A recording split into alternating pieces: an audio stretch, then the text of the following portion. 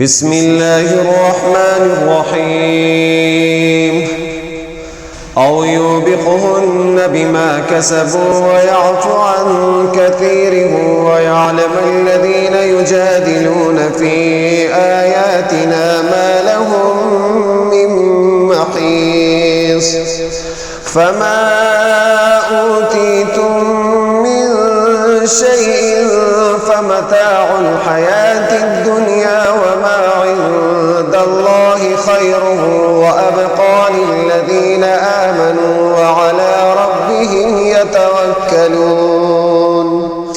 والذين يجتنبون كبائر الإثم والفواحش وإذا ما غضبوا هم يغفرون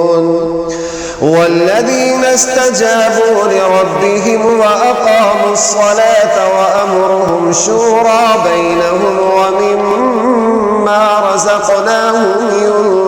ينفقون والذين إذا أصابهم البغي هم ينتصرون وجزاء سيئة سيئة مثلها فمن عفا وأصلح فأجره على الله إنه لا يحب الظالمين ولمن انتصر بعد ظلمه فأولئك ما عليهم من سبيل إنما السبيل على الذين يظلمون الناس ويبغون في الأرض بغير الحق أولئك لهم عذاب أليم ولمن صبر وغفر إن ذلك لمن عزم الأمور ومن يضلل الله فما له من ولي من بعده وترى الظالمين لما رأوا العذاب يقولون هل إلى مرد من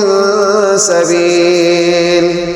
وتراهم يعرضون عليها خاشعين من الذل ينظرون من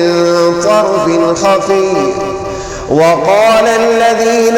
آمنوا إن الخاسرين الذين خسروا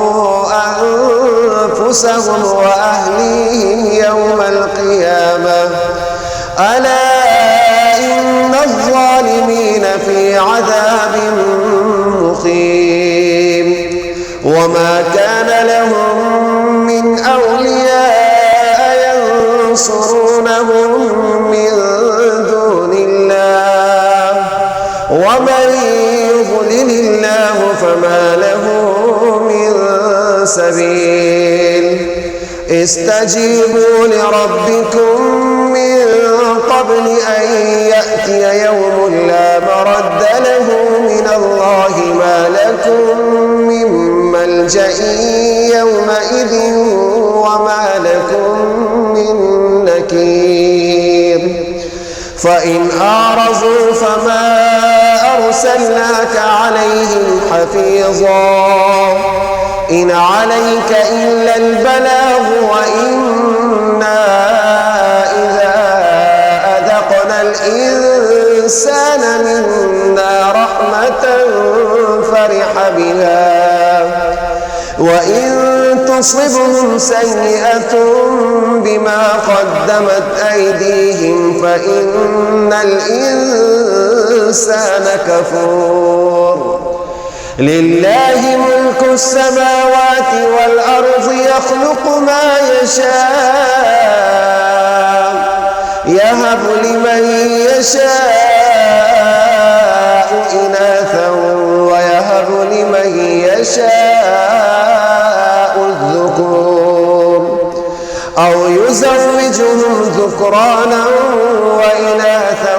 ويجعل من يشاء عقيما إنه عليم قدير وما كان لبشر أن يكلمه الله إلا وحيا أو من وراء حجاب أو يرسل رسولا فيوحي بإذنه ما يشاء إنه علي حكيم. وكذلك أوحينا إليك روحا من أمرنا ما كنت تدري ما الكتاب ولا الإيمان ولكن جعلناه نورا نهدي به من نشاء من عبادنا وإنك لتهدي إلى صراط مستقيم صراط الله الذي له ما في السماوات وما في الأرض ألا إلى الله تصير الأمور.